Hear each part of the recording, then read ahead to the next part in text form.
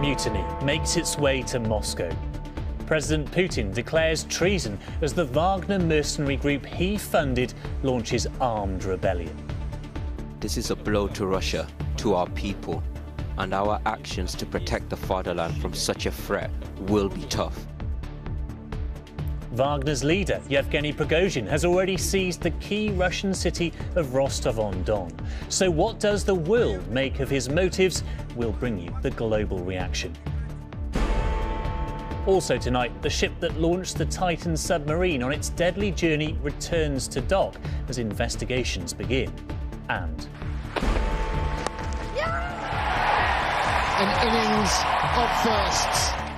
An Ashes record breaker, how Tammy Beaumont hit new heights for England.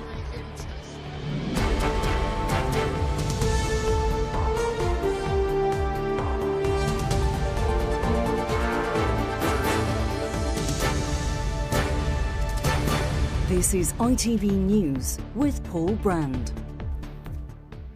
Good evening. Armed mercenaries are marching on Moscow tonight as President Putin faces an existential threat to his leadership. The Wagner Group, which he funds, has already seized control of the Russian city of Rostov-on-Don before sending a column reported to contain hundreds of military vehicles north to the capital. Wagner's leader, Yevgeny Prigozhin, has accused Russian forces of attacking his allied troops in Ukraine. Vladimir Putin has declared treason and imposed travel restrictions on the road to Moscow. World leaders are watching every development closely, as is our correspondent Emma Murphy, who has the latest from Kyiv.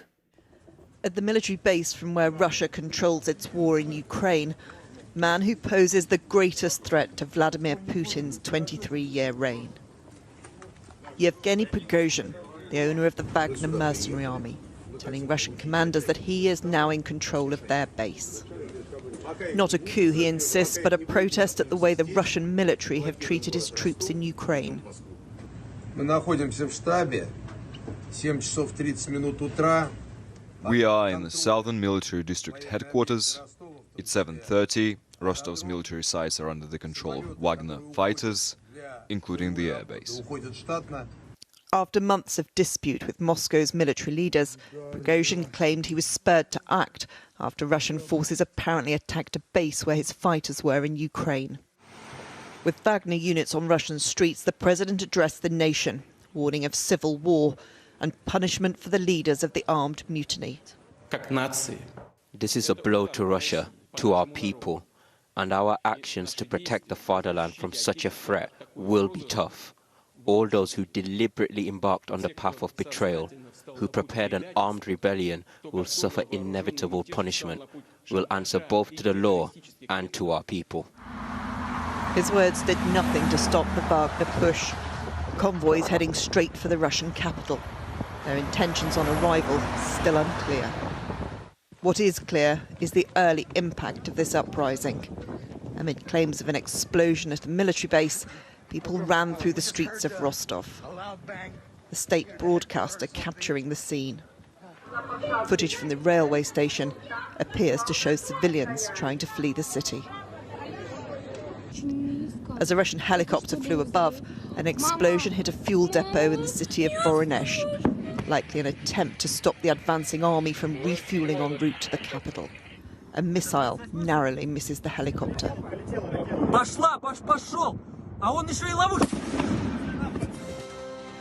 Russian TV stations appeared to be as wrong-footed as the president by the day's events, constantly running commercials, unable to confirm what was unfolding in the country. The Wagner forces moved from their bases in eastern Ukraine yesterday, crossing the border into Russia to Rostov-on-Don. The military column of hundreds of vehicles then headed north via Voronezh, en route for Moscow. In a bid to block the convoy, roads are now being dug up along the route to halt their progress. With reports martial law may be implemented, helicopters are patrolling the skies above Moscow. These are uncertain, dangerous hours. Emma Murphy, ITV News, Kyiv. Well, the man behind the mutiny used to be one of President Putin's closest confidants. But in recent months, Yevgeny Prigozhin has become one of the most vocal critics of Russia's tactics in Ukraine. Today, he questioned the motive behind the war altogether. So who are his Wagner mercenaries and what is it that they want? Martha Fairley explains. Ruthless, brutal, ambitious. Yevgeny Prigozhin's Wagner mercenary group is credited with some of Russia's most significant victories in Ukraine, including the long and bloody battle for Bakhmut. But for years he denied being connected to the shady organisation. Prigozhin served 10 years in prison before starting a hot dog stand, but rapidly gained influence, serving presidents at state dinners and winning military catering contracts, gaining him the nickname Putin's chef. Last September, Prigozhin finally admitted founding the Wagner Group around 2014 in support of pro-Russian separatists in Donbass. It's promoted Russian interests in Syria, Libya and sub-Saharan Africa, where it's accused of committing human rights abuses, including sexual violence, torture and executions. Since the war in Ukraine, its numbers have swelled to around 50,000, 80% of whom are drawn from Russian prisons. The Ministry of Defence in Russia has been supplying Wagner with ammunition and weapons, and Wagner has been working side by side with the Russian army and actually has had very good relations with the Russian army. But Prigozhin's social media outbursts have been increasingly critical of Russia's Ministry of Defence, angry at a lack of ammunition, blaming it for the deaths of his mercenaries. Now that friction has become something much more serious as he and his forces move on Moscow. Martha Fairley, ITV News. Well, governments around the world are watching developments closely, as are our correspondents in London, Washington and Kyiv tonight. Let's go first to Libby Wiener, who's at the Foreign Office for us. And Libby, what's been the reaction of the British government to events in Russia? Well, I can tell you that in the last few minutes, Rishi Sunak, the Prime Minister, has concluded a conference call with the US President Joe Biden, President Macron of France and Olaf Scholz, the German Chancellor, to discuss their approach to the crisis. Earlier, there was an emergency COBRA meeting chaired by the Foreign Secretary, but I think the British government's approach is essentially one of watch and wait. Officials have obviously been following the progress of the Wagner Group for some months now, but I think everyone has been astonished by the speed of their progress today. And the fact is, the Ministry of Defence earlier did say that they consider this to be the most significant challenge to the Russian state in recent times. That suggests that the government does believe this rebellion has a chance of succeeding. But that brings with it a whole raft of other questions. It may mean that the Ukrainians can make a breakthrough, but it does also pose the prospect of a nuclear power plunging into civil war. Well, on that note, let's go now to our correspondent Robert Moore in Washington. And Robert, how closely is America watching the potential destabilisation of its nuclear foe? Well, the President and the Vice President just a few minutes ago emerged from national security briefings. Look, there are a few Russia hawks here who are gloating at the prospect of these two mercenary forces, the Wagner Group and the Chechens, colliding in southern Russia, potentially leading to the collapse of the Putin regime. But actually the more pragmatic administration officials, including the President himself, are simply alarmed. I mean, they recognize that this is essentially an autocrat against a St. Petersburg gangster, so there are no progressive forces in this fight. And yes, I mean, there is concern about chaos enveloping the Russian military chain of command and the safety and custody of Russia's 6,000 nuclear missiles. President Putin referred to the 1917 revolution. That's not just a reference to the Bolshevik revolution and victory, but also to the civil war, the brutal fratricidal civil war that followed. And it's interesting that the Russian Foreign Ministry in the last few minutes have warned Western powers, or Russophobes as they call them, to make sure they do not get involved in this conflict.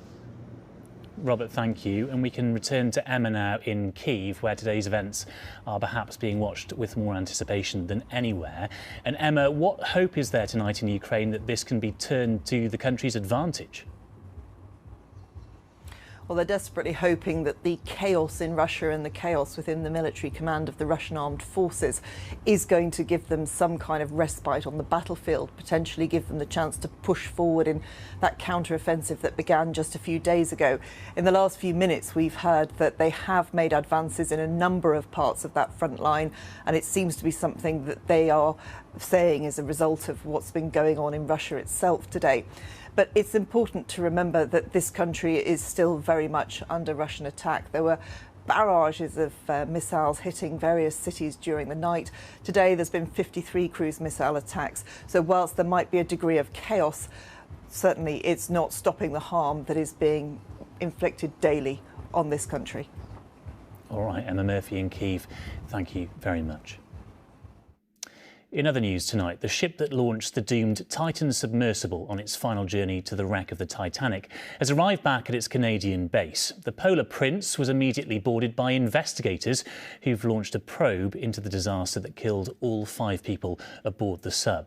It comes as emails have emerged showing the company's chief executive was warned repeatedly that he was potentially putting lives at risk. Amy Lewis has the latest. The ship used to launch the Titan returns, following an expedition experts claim never should have been allowed to happen. I think it was General MacArthur said, "You're remembered for the rules you break." And, you know, I've broken some rules to make this. I think I've broken them with logic and good engineering behind me. Specialists say that rule breaking didn't just cost Stockton Rush his life, but 4 others theirs. Email exchanges reveal OceanGate's CEO was repeatedly warned by a group of leading deep-sea experts that the Titan wasn't safe. In 2018, one of them, Rob McCullum, wrote, "I think you are potentially placing yourself and your clients in a dangerous dynamic. Ironically, in your race to Titanic, you are mirroring that famous catch cry, 'She is unsinkable.'" Mr. Rush responded, "We have heard the baseless cries of you are going to kill someone way too often. I take this as a serious personal insult." The specialist who sent those emails has explained to ITV News why he was so concerned. It was entirely predictable. I mean, you can't dive in a home-built, unclassed vehicle that's had no independent oversight or comment to 4,000 metres and expect to get away with it. The vessel was never certified or classed, and because that process isn't mandatory, it was able to start making commercial trips. Officials believe the Titan experienced a catastrophic implosion, unable to sustain the high pressures of the deep. They're now on board its launch ship, investigating how that happened. Amy Lewis, ITV News. Scotland's First Minister has said that next year's general election can be seen as a mandate to demand a second independence referendum. Humza Yousaf was speaking at a special SNP conference. He said that if his party wins a majority of Scotland's Westminster seats, it would be enough to demand a new independence vote. The Energy Secretary, Grant Shapps, has signalled that he will drop a planned green tax on energy bills. The levy was due to be introduced in 2025 to fund low-carbon hydrogen production. And Labour's first female General Secretary, Margaret McDonagh, has died at the age of 61. Labour leader Sir Keir Starmer hailed her absolutely essential role as coordinator of the party's 1997 general election victory. And finally, in sport, it's been a record-breaking day in the Women's Ashes Test match at Trent Bridge. An innings of firsts. Tammy Beaumont has made history with the highest ever individual score by an England player. She made a double century, beating the old mark of 189, which was set way back in 1935. Beaumont was eventually last out for 208, the 5th highest Test score ever. England made 463 all out, a first innings deficit behind Australia of 10 runs. And that's it for now. I'll be back with all the latest developments from Russia at 10 o'clock. Until then, have a very good evening.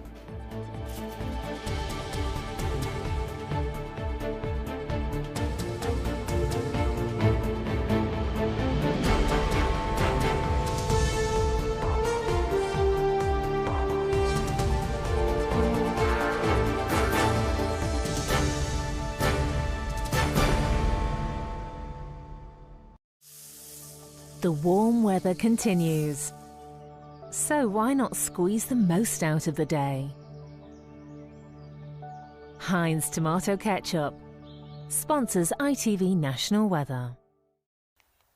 A very good evening to you. Feeling hot and humid as the weekend wears on. Thundery for some of us within the next 24 hours and a remarkably warm, muggy night ahead. A near perfect summer's evening, late and low sunshine before dusk. The day's so drawn out this time of year.